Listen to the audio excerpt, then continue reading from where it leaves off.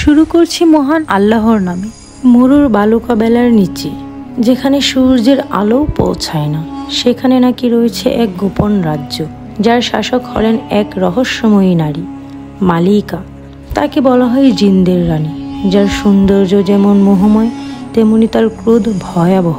শতাব্দীর পর শতাব্দী ধরে আরবদের লোককাহিনীতে ঘুরে ফিরে আসে তার রাজ্য, তার ক্ষমতা এবং তার অভিশাপের কথা।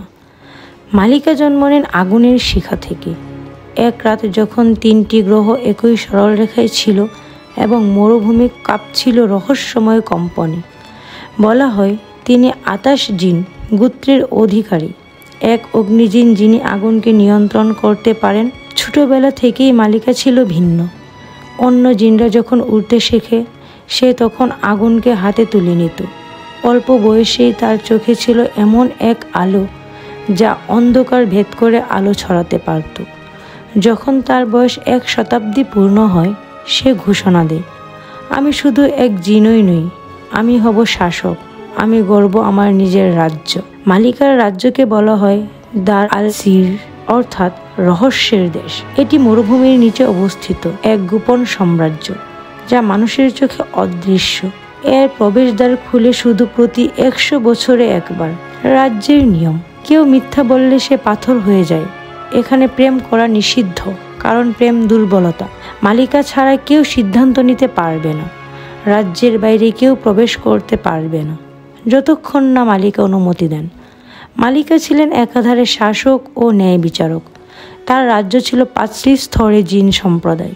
আতশ জিন আগুন নিয়ন্ত্রণে পারদর্শী, মায়ের জিন বাতাসে অদৃশ্যভাবে চলাচলকারী, সাহার জিন জাদু ও বিভ্রমে দক্ষ, সায়ার জিন গুপ্তচর ও অনুসন্ধানী।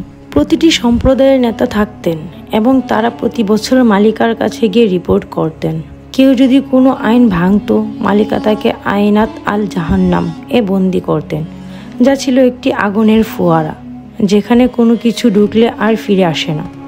যদিও রাজ্যের নিয়ম ছিল প্রেম নিষিদ্ধ, তবু একবার মালিকা প্রেমে পড়েন এক মানব যুবকের প্রতি। তার নাম ছিল হালিম। হালিম ছিল এক সাহসী অভিযাত্রী। তিনি মরুভূমির ইতিহাস নিয়ে গবেষণা করতেন। একবার ভুলবশত সে রাজ্যের প্রবেশদ্বারে চলে যায়।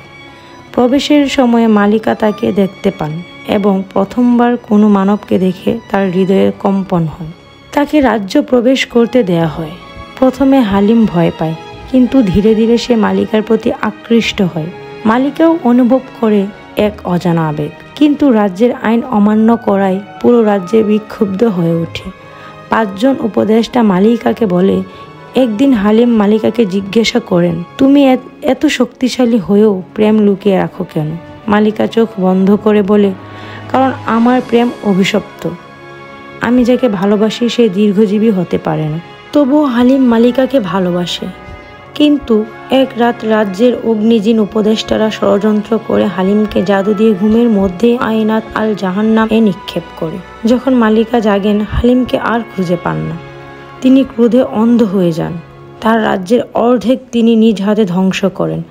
তিনি উপদেষ্টাদের আগুনে পুড়িয়ে ছাই করে দেন এবং ঘোষণা করেন, আজ থেকে প্রেম চিরতরে নিষিদ্ধ। হালিমের নাম কেউ মুখে আনবে না। হালিমের মৃত্যু মালিকাকে পাল্টে দেয়। সে আরও নিঃসঙ্গ, আরও কঠোর হয়ে ওঠে। রাজ্যের আলোর ঝর্ণাগুলো শুকিয়ে যায়, আগুনের ফোয়ারারা নীলচে হয়ে ওঠে। মালিকা তখন এক ঘর তৈরি করেন, ঘরেই খামোশি, যেখানে কেউ প্রবেশ করতে পারে না। এখানে তিনি বসে থাকেন হালিমের স্মৃতির ছবি দিয়ে তৈরি এক পাথরের দেয়ালের সামনে। হালিমের পর শতাব্দী পেরিয়ে যায়, মানুষ মালিকার কথা ভুলে যায়, কিন্তু কিছু মানুষ রাত্রে স্বপ্নে এক নারীকে দেখতে পায়, চোখে অগ্নি, গায়ের আগুনের গন্ধ এবং কান্নার ধ্বনি। বিশ্বাস করা হয় মালিকার ছায়া তখনও পৃথিবীতে ঘুরে, হালিমের পূর্ণজন্ম খুঁজতে। অনেক শিশুর জন্ম হয় আগুনের দাগ নেই, অনেক নারীর গলায় ঝুলানো থাকে আগুনকৃত পাথর। লোকেরা বলে তারা মালিকার অনুসারী। 2 শতাব্দী পরে এক নারী নাফিসা মরুভূমির পুরো গুহা অনুসরণ করে মালিকার রাজ্যে প্রবেশ করে। সে ছিল হালিমের উত্তরজ। মালিকা বুঝতে পারেন তার আত্মা ফিরে এসেছে, কিন্তু এইবার তিনি কিছুই করেন না, বরং তিনি নাফিসাকে বলেন, তুমি এসেছ আবার আলো নিয়ে, এবার হয়তো আমার রাজ্য বাঁচবে। নাফিসার হাত ধরে মালিকা রাজ্যের পুরনো দরজা খুলে দেন। রাজ্য আবার আলোকিত হয়, ঝর্ণা গর্জে ওঠে, আগুন আবার জ্বলে ওঠে। আজও কেউ কেউ বলেন মরুভূমিতে নির্জন রাতে কেউ কেউ আগুনের আলো দেখতে পায়, কোথাও স্ফটিকের মতো কিছু গড়িয়ে পড়ে। অনেক গবেষক বলেন এটা সেলফ অলিক কল্পনা, কিন্তু যারা সেই গুহার মুখে পৌঁছেছে তারা আর ফেরে না। লোকেরা ফিস করে বলে মালিকার রাজ্য এখনো আছে, সময়ের বাইরে, আগুনের গভীরে। মালিকার রাজ্য শুধু এক জিন রানীর কাহিনী নয়, এটি এক নারীর শক্তি, প্রেম, প্রতিশোধ, সুখ এবং পুনর্জন্মের গল্প। এই রাজ্য কেবল মরুভূমির নিচে নয়, মানুষের কল্পনার গভীরেও গড়ে উঠেছে।